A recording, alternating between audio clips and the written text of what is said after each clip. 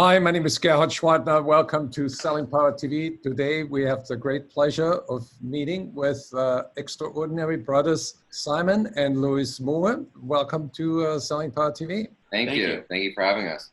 Tell me a little bit about how did you get the idea of starting the Moore Corporation? We've always been entrepreneurial as kids and looking for ways to kind of advance ourselves and grow. And we took a lot of family holidays and back from Canada to the United States and whatnot. And we always saw a lot of amazing, interesting American products that just simply weren't selling in the Canadian market and vice versa. And, kind of life is random and the energy kind of pulled us to it. But we saw a need in the Canadian and the United States mass market of getting more innovative mainstream selling products to both marketplaces. So we kind of took it upon ourselves to kind of pursue that opportunity. So give me a picture of today's level of business. You started 3 years ago, is that correct? Yes, exactly. And what's your sales volume today? So sales-wise, we're doing about 50 million right now in annual sales. We're in about 37,000 locations across the US and Canada, and that comprises of various grocery, pharmacy, C-store, and QSR, which is quick service retail fast food chains, with a number of different commodities and a very diverse CPI of weighted baskets.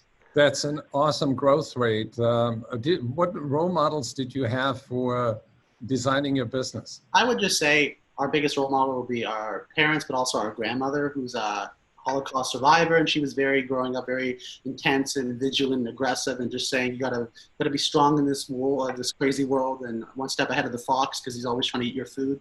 No pun intended. So, with that said, we just, we see an opportunity, we run straight at it, and whatever it takes to get the job done. And a lot of people, when there's an obstacle, they will just kind of drop the ball, and that's not an option in our world. So we just go straight. How do you divide the responsibility between brothers? One with long hair, the other one with short hair? Well, I mean, given the fact that we have product positioned throughout all of North America, we have quite a far reach, and so we really just attack all projects together. When it comes to the buyers that we work with, and even the manufacturers that we work with, a lot of people in the industry really like the whole family vibe, working with family. And given that food manufacturing specifically, is kind of an old school, old world business, a lot of them are family-based businesses, and so they really enjoy working with other families. So let's focus on the transitions that you had to make. And can you walk me back when you started out?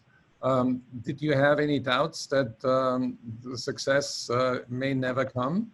I would say no. We all, you have to be confident in this life. I have a saying, if you don't act on the world will act on you. So we knew we're going to be successful. We're going to make this work. We didn't know which was going to be the big winners and what were going to be the losers, what would be fast wins and what would be slower wins. But we just knew that there was a demand in the market for a variety of consumer packaged goods on both sides of the borders that clearly weren't prevalent on either or side.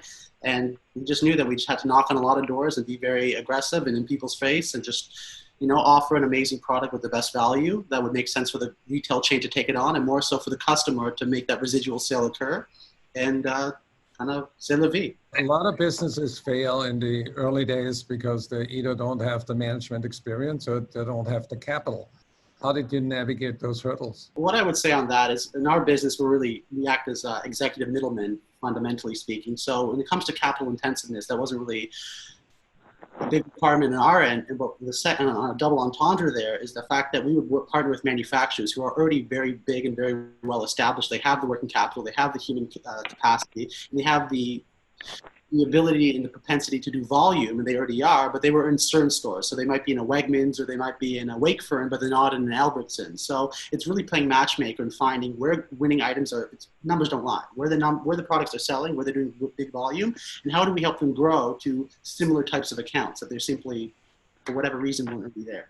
So when the COVID crisis hit in February, March timeframe, how did you respond to that? How did you pivot? This has been a very good year for sales, and what Simon and I like to call the hoarding effect, where people immediately from COVID, they were scared, nobody knew what was going on. So a lot of industries unfortunately tanked. Food went up because people just went to the grocery store and started buying like it was the apocalypse. So bought a ton of food. We saw sales skyrocket March and April. And then from there, they kind of leveled off and back to normal. So at first it was great. But what's interesting now is, to your point, now that COVID's hit and people are less kind of looking to have in-person meetings is now, if you already have those prerequisite relationships with the buyers and chains, they're that much more inclined to get on a call and a Skype, let's say, video with you. But if you don't have those relationships, they're that much harder barrier to entry now than before, because they're not taking meetings. They really don't want to work with people they don't know. They'd rather do a lot more with the guys they do know, because it's a lot simpler this day and age, than trying to cultivate new relationships via Skype and Zoom with people they really don't know, let alone companies. How would you describe a great relationship? A buyer can call us and honestly say, look, this is how much we have to spend. This is when we need to buy. Can you find these products for us, whether it's a branded version or even private label? So on that note, I would say it's being able to approach them openly, to be able to call somebody within 24 hours and have a meeting within 48 to 72 hours with any national chain that we work with.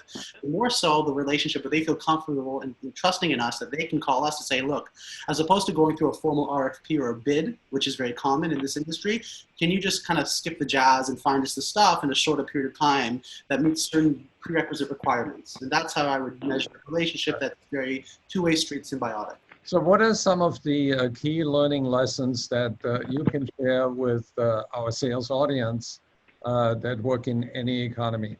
I would say whether times are good or bad, just be resilient and persistent. You know, when days are good, you feel like you're on an ecstasy high, and when days are bad, it feels like the worst thing. But, you know, the storm always blows over, and if you have the right mentality and, you know, just understand that business and sales is a marathon, not a sprint, just pace yourself and just stay on it. I want to congratulate you to your success, and how can we help, or how can we help you expand your business?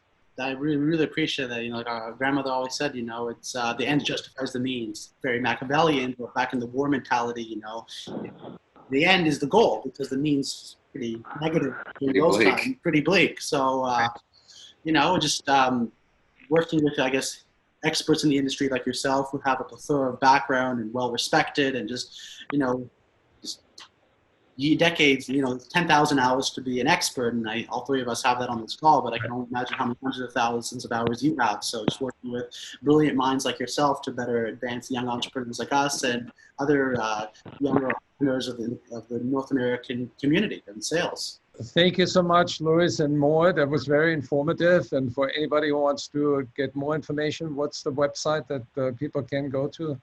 Sure, it's themorecorp.com.